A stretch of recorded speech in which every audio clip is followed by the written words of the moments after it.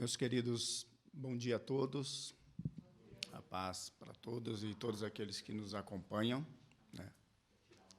Acho melhor, né? Parece uma gravata.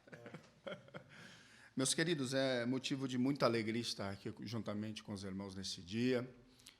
A gente, quando chegou a esta igreja, o objetivo principal nosso era de congregar e se alimentar, né, da palavra de Deus, pois a gente estava se deslocando para cá, né, vindo de outra cidade, e sentimos bem nesse lugar, sentimos bem, fomos bem acolhidos, e desde então a gente tem sido bem alimentado pelas ministrações do pastor, pela comunhão dos irmãos, e isso é bom para nós, é bom para o corpo de Cristo, né? A gente cresce de uma maneira saudável na presença de Deus. Hoje, para nós, é um privilégio estar aqui. Confesso que a gente se sente privilegiado pelo fato de estar neste lugar, pregando e ministrando a palavra diante dos irmãos e diante de tudo aquilo que a gente tem ouvido através do pastor Lucas. Dá uma certa, né, um certo nervosismo, mas eu creio que quem orquestra a nossa vida, direciona, impulsiona, inspira é o Espírito Santo. Eu sei que ele vai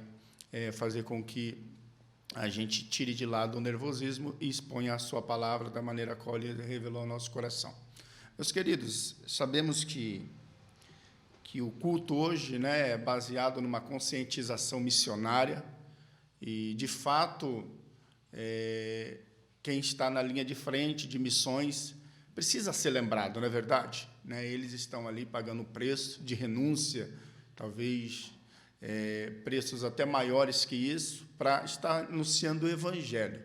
E sempre tem que ser lembrado e ter recebendo as orações das igrejas, né? Para que eles venham ter essa cobertura espiritual, porque estar na linha de frente, pregando o Evangelho, não é fácil. A gente que está fazendo esse trabalho de outra maneira, né? Mas na área social, a gente sabe que a gente precisa ter um respaldo de oração, porque as dificuldades vêm, mas quem nos impulsiona é o Espírito Santo através de Cristo, amém? E nesta manhã, eu quero compartilhar com os queridos irmãos um texto aqui no Evangelho segundo escreveu Mateus. Embora pareça que esse texto não tem nada a ver com missão, mas ele vai nos mostrar alguma coisa que faz sentido para missões também. Mateus capítulo 25, verso 31 ao 40.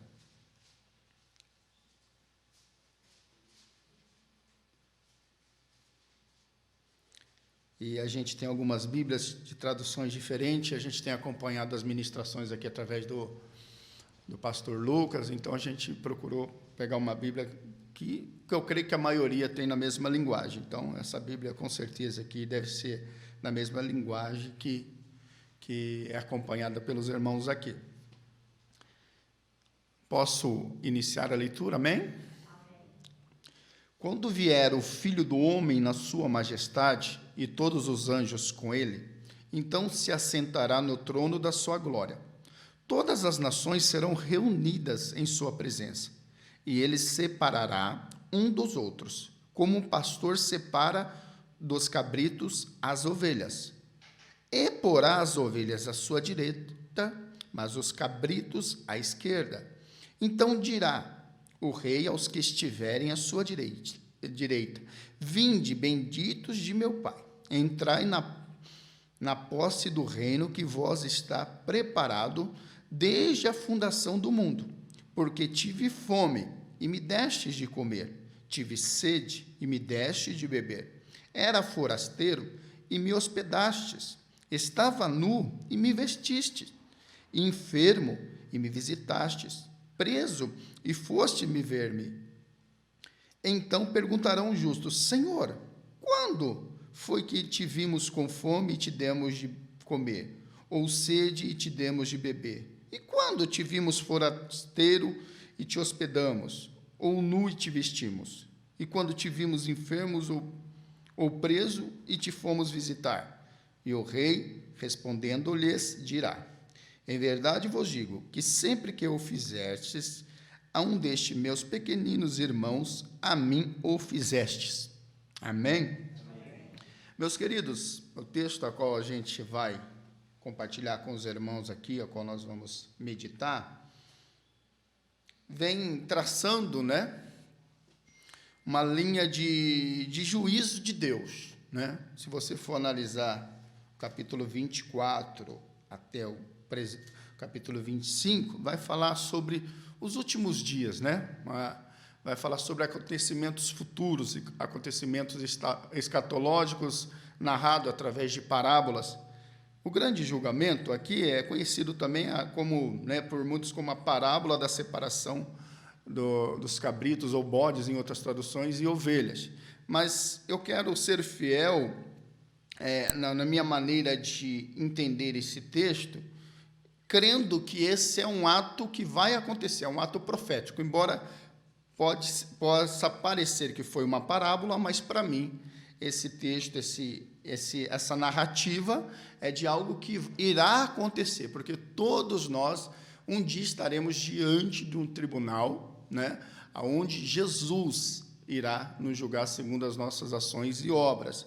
E é interessante aqui o termo a qual se usa a Jesus, que é o Filho do Homem, Esse Filho do Homem, esse termo Filho do Homem, a primeira vez que foi mencionado, está no livro de Daniel, capítulo 7, versículo 13 e 14, onde Daniel narra, de uma maneira profética, esse acontecimento que está registrado, nesse versículo, nesse texto. E ali ele faz referência ao Filho do Homem. E essa referência de Filho do Homem, a qual Jesus se intitulou como Filho do Homem, aparece no Novo Testamento 88 vezes no Novo Testamento. E esse termo a qual Jesus pegou para si mostra, que ele era realmente homem, 100% Deus, 100% homem, e ele mostra a sua natureza divina. Assim como Ezequiel também, que teve, por esse nome Filho do Homem dado por Deus, 93 vezes o Senhor referiu-se a Ezequiel como Filho do Homem. Jesus também adquiriu esse título, mostrando a sua humanidade, alguns evangelistas vai narrar Jesus como Filho de Deus, mas esse Filho do Homem foi a qual Jesus se intitulou, como Filho do Homem. E ele estará revestido de glória e poder. É interessante a gente entender que Jesus ele tem propriedade para ser juiz, para julgar. Porque se você for entender a história de Cristo, você vai ver que ele foi um réu, primeiramente. Ele tomou sobre si todos os nossos pecados, nossas dores e enfermidades, e foi julgado como um réu, teve a sentença, e a morte foi morte de cruz, como réu. Então, ele viveu na pele, está sendo julgado. Depois, aqui em João, no presente momento, a qual ele está assentado à destra do Deus Pai Todo-Poderoso, ele é tido como nosso advogado. Primeira a João 2,1 vai falar que ele é o nosso advogado, que advoga as nossas causas diante do Pai. Por isso não há nenhuma causa perdida para quem serve a Deus. Se você colocar na presença do Senhor, o advogado, justo juiz, vai advogar a tua causa. Ele vai justificar você, desde que você esteja nos padrões a qual ele estabeleceu para você seguir, e porventura estar sofrendo alguma injustiça, mas Jesus irá advogar nas nossas ações diante do Pai, vai nos justificar. E sendo juiz justo, Jesus nos justifica e não deixará passar em branco nenhuma das nossas ações. Nós seremos julgados por um justo juiz. Hoje, infelizmente, a gente tem algumas dúvidas relacionadas a certos julgamentos, de juízes. A gente, às vezes, entende que esses juízes foram baseados em outros critérios para nos julgar, e a gente sai com aquela sensação de injustiça. Alguém, né, que foi julgado, se você for ali fazer uma entrevista, ali, olha, foi um julgamento injusto, porque ele não olhou para o meu lado, série de circunstâncias. Então, naquele dia, não vai ter essa sensação de injustiça, porque é um justo juiz que está nos julgando, né? Jesus é um justo juiz, ele vai advogar, ele vai nos julgar, ele vai mostrar para nós as nossas ações, de maneira a qual nós mesmos iremos nos conformar e dizer, olha, os seus estatutos são justos, os seus juízos são verdadeiros. Louvado seja Deus por essa realidade. No versículo 32, naquele momento, todas as nações serão reunidas em sua presença, todas as nações, e ele separará um dos outros, como o pastor separa os cabritos das ovelhas. Logicamente que o pastor, ele é dedicado a cuidar das suas ovelhas. Antigamente em Israel, né, era uma profissão que às vezes era desprezada por muitos, ao ponto de ficar a cargo das mulheres, né, apacentar as ovelhas. Davi apacentou as ovelhas de seu pai e era tido como uma profissão ou algo assim supérfluo, né, sem importância nenhuma.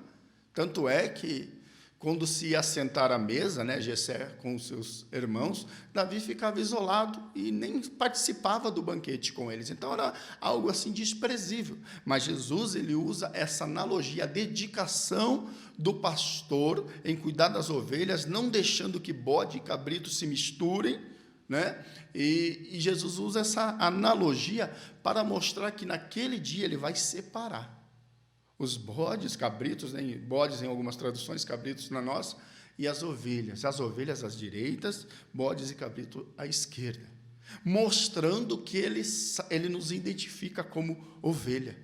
Na Bíblia, né, em João, capítulo 10, Jesus vai dizer que ele é o bom pastor que dá a vida pelas suas ovelhas. Então, automaticamente, nós somos ovelhas de um aprisco a qual temos um pastor, aleluia por isso, né, o bom pastor Jesus Cristo, que dá a vida e deu, realmente, de fato, ele deu a vida pelas suas ovelhas. Então, como um pastor fiel que zela pelas suas ovelhas, ele vai separar, ele vai colocar à direita aqueles que foram justos, fiéis, que seguiram a vontade dele, e à esquerda aqueles que foram predestinados à perdição eterna. E é interessante entender, meus queridos, que existe uma identidade para o povo de Deus. Existe Deus, Jesus nos conhece, né? Naquele momento ele vai nos separar, de uma maneira a qual nós vamos entender, olha, nós somos escolhidos do Senhor, nós somos escolhidos, por isso estamos aqui à direita, né? E naquele exato momento vai se cumprir o que Malaquias diz no capítulo 3, versículo 18, que outra vez vereis a diferença entre o justo e o injusto, daquele que serve e daquele que não serve a Deus. Aleluia, vale a pena servir a Deus. Talvez a gente possa, por um momento de insensatez, achar que não está valendo mais servir a Deus. Por um momento de insensatez, dizer, não adianta guardar mais princípios, não adianta mais privar pela santidade. Às vezes a gente, num momento assim, sabe, de confusão, o adversário tenta nos confundir, dizendo, o mundo está indo de mal a pior, os princípios e valores a qual o cristianismo privava já parece que não está valendo mais de nada, mas eu digo para você, vale a pena manter princípios e virtudes relacionados à vontade de Deus, porque naquele dia haverá, aleluia, a diferença. Jesus irá mostrar a diferença daquele que serviu a Deus de uma maneira voluntária, de uma maneira que se sentia prazer em fazer isso, né? Então, meus queridos, Jesus, ele vai separar, ele vai mostrar ali para aquela multidão as suas obras, né? E que obras são essas? Que obras? Porque no versículo 34, Jesus como rei, né? Referente, alguns estudiosos falam que esse julgamento é referente ao milênio, né? Que vai se estabelecer, onde Jesus será rei ali, e reinará por 1000 anos. Então dirá o rei aos que estiverem à sua direita: vinde, benditos de meu Pai, entrai na posse do reino que vos está preparado desde a fundação do mundo. Isso mostra que Jesus, ele tem nós como benditos, né, do Pai. Ele dá o devido valor a nós, ele nos ama ao ponto de nos acolher de uma maneira agradável a Ele, né? Vinde benditos, né? Vinde benditos. Quando você recebe alguém, vem bendito, pode entrar em casa, toma um café, você está acolhendo bem, né? E Jesus aqui está mostrando que Ele vai nos acolher de uma maneira boa, e vai nos dar a sensação que estaremos em casa, que estaremos num lugar bom, e num lugar preparado desde o que? A fundação, né? Fundação do mundo, ou seja, no plano de Deus, no plano teocrático de Deus, Deus sempre estabeleceu um lugar para que o povo dele viesse estar juntamente com ele, né? Em João 14, Jesus consola os seus discípulos dizendo para eles não desanimar, né? Que no céu havia muitas moradas, aleluia, né? E aonde ele estivesse, eles iriam estar também, aleluia. Essa é a esperança da igreja, de estar com Cristo aonde Ele está, aleluia. E a gente vai estar, né, irmão? Brevemente, pelos olhos da fé, a gente percebe que logo, logo nós estaremos com o Rei da Glória, e esse louvor que foi louvado aqui, nós iremos louvar de uma maneira conjunta, né? Ali para o Rei da Glória, de fato, olhando para Ele, louvado seja Deus. E Jesus, ele vai falar dessas obras, porque ficou algo meio, né, obscuro ali, porque, vinde, mas por que nós estamos chegando até o Senhor? Sim, porque nós fomos justos, sim, mas Jesus, ele narra: olha, porque eu tive fome, me destes de comer, tive sede, me destes de beber, era forasteiro e me hospedaste, estava nu e me vestistes, enfermo e me visitaste, preso e foste me ver-me. Então perguntarão os justos: Senhor, quando foi que te vimos com fome e demos de comer, ou sede te demos de beber? Quando te vimos forasteiro e te hospedamos, ou nu e te vestimos? E quando vimos enfermos ou preso, te fomos visitar? O rei respondendo lhe dirá: em verdade vos afirmo que sempre que o fizeste a esses meus pequeninos irmãos, a mim o fizeste. Ou seja, os discípulos, né, aqueles ali, podia ser os discípulos também, né? Discípulos, aqueles que servirão a Deus naquele dia, irão: Senhor, mas quando nós fizemos isso? Quando a um desses meus pequeninos vocês fizeram para mim, né? Você vê que Jesus se coloca no lugar, né, daqueles que o servem, né? Ele se coloca, esse sentimento de Cristo em relação a nós, ao pecador, é um sentimento assim maravilhoso, porque é um sentimento que nos faz entender que às vezes ele se coloca no meu lugar e no seu lugar. É um sentimento de compaixão, né? Um sentimento assim que faz com que eu entenda que ele está vendo o que eu estou passando. O momento que eu estou enfrentando, ele faz com que eu entenda, porque ele tentou entendeu de uma maneira completa, né, o pecador, né? O ato de se compadecer, de se colocar no lugar, né? Então, ele refere-se aos pequeninos, aqueles que serviram a ele, os discípulos, né, os justos, aqueles que estavam por um momento ou outro padecendo por necessidades, que precisavam de vestes, que precisavam de uma ajuda, de água, de comida. Então, meus queridos e amados irmãos, baseado nessa verdade, a gente pode entender que Deus nos julgará pelas nossas ações, sendo nós até mesmo justos, né? Porque se a gente negligenciarmos essas ações, né, aqui, de visitar, de dar de comer, se dar de beber, a gente será julgado pelo Senhor. Então, a conscientização para nós, nessa manhã, é de que, se Deus colocar no nosso coração, e eu creio que Ele já colocou no coração dos irmãos, de você dar de comer ao que tem fome, dar de beber ao que tem sede, faça isso. Não negligencie essas obras, porque você é filho de Deus. E você negligenciando essa realidade, essa verdade, porque nos dias atuais, a qual nós estamos vivendo, é uma realidade que a gente vai enfrentar muito, né? Sempre vai ter alguém padecendo uma necessidade nessa área. E se a gente, como um bom cristão, negligenciar, ficar só né, como foi lido no livro de Tiago, se a gente ficar só na fé de crer e não mostrar essa fé através das obras, a gente vai estar negligenciando, né, a vontade de Deus. Então, o bom cristão, o verdadeiro cristão, aquele que serve a Deus, que tem o fruto do Espírito, a qual a bondade faz parte, né, ele sempre vai estar pronto a ajudar, né, de alguma maneira, aquele que está precisando, aos pequeninos de Jesus. E a gente que faz o trabalho de ir nas ruas, entregar roupa, alimento, eu fiz referência a esse texto porque é a realidade a qual aplica para nós, né, no presente momento a qual nós estamos vivendo, na minha vida, na vida da minha esposa, né, na vida do projeto Nossa Missão, qual tem o líder maior ali, o nosso reverendo Abelardo, né, que nos impulsiona, que nos inspira a continuar fazendo esse trabalho. A gente, quando faz esse trabalho, a gente faz não de uma maneira forçativa, mas nós fazemos espontaneamente, porque é o fruto do Espírito que está em nós. E que tem o fruto do Espírito faz naturalmente, né?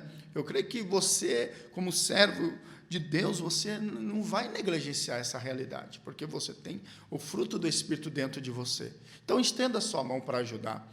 Assim como o objetivo principal aqui, né, de conscientização missionária, e eu sei que missão, no contexto geral, é sempre no âmbito espiritual, né, de se anunciar o evangelho de boas novas, de salvação ao pecador, mas também as ações, né, sociais aqui também não para mim, caracterizado como uma missão também, porque tem todo um trabalho envolvido ali, né? É uma missão, se você se disponibilizar a arrecadar roupas, a arrecadar cesta básica, distribuir, se disponibilizar a estar nas ruas, né, sujeito a muitas dificuldades ali, é uma missão, porque o que eu entendo hoje é que tem terras que, a princípio, você vai jogar semente, tem solo, que a terra não estará preparada para a semente, né? E, através das ações sociais, a gente vai arando a terra, né? Vai preparando para depois ir com a semente do Evangelho. Às vezes, são essas estratégias que o Espírito Santo traz ao nosso... né? Essa estratégia que o Espírito Santo nos dá, de primeiro preparar. A gente não vai já anunciando o Evangelho, mas a gente vai preparando através das ações, né, ali dando de comer, dando de beber, depois a gente vai com a semente do Evangelho e com certeza vai crescer ali, porque o Espírito Santo já trabalhou naquela terra. Então, às vezes, tem corações, terras duras, que a princípio, não adianta jogar a semente, porque não está dando certo, mas se você preparar a terra, com certeza a semente vai germinar ali e vai dar frutos. Então, às vezes, Deus coloca situações nas nossas vidas que, a princípio, parece que a terra, né, aquela pessoa que a gente está evangelizando, falando de Jesus, parece que não vai frutificar e parece que a gente vai desanimando, mas ali, se você exercer as obras de um verdadeiro cristão, às vezes sem mesmo falar, né, do Evangelho, você ali já está pregando o Evangelho através das obras, né? Às vezes Deus quer mais que a gente pregue o Evangelho através das obras do que com as palavras, né? Porque hoje se julga muito, né, o valor das palavras, né? O Evangelho está muito escandalizado, principalmente no Brasil, muito mistificado, muito diferenciado. Então, a palavra hoje, infelizmente, em alguns lugares, não está sendo pregada de uma maneira genuína. E fazendo essas ações, a gente tem essa credibilidade do ouvinte, né? Depois, para a gente anunciar o Evangelho. Certa vez, a gente foi evangelizar e a gente falando sobre o Evangelho com uma pessoa, e falando do Evangelho, ele simplesmente falou assim, tudo bem, boas palavras, mas eu estou com fome, você tem alguma coisa de comer para nós? A gente não tinha nada, então parece que as palavras ficou, sabe, nulas, né, sem valor algum, porque o que ele precisava naquele momento, o que era? De comida. Talvez se eu desse um alimento para ele depois, anunciasse o Evangelho, com certeza aquela pessoa a semente faria um trabalho diferente, né? Então, meus queridos, vamos fazer missões também através das obras sociais, amém? Eu glorifico a Deus, porque desde quando a gente chegou nesse ministério, A gente recebeu a ajuda dos irmãos, aí Deus abençoe quem ajudou através de roupas, alimentos, Deus abençoe. E é assim que a igreja vai crescer, e é assim que a gente, chegando naquele grande dia, a gente vai ser separado à direita como ovelhas e receber o convite do Senhor. Vinde, benditos do meu Pai. Aleluia. Amém, meus queridos?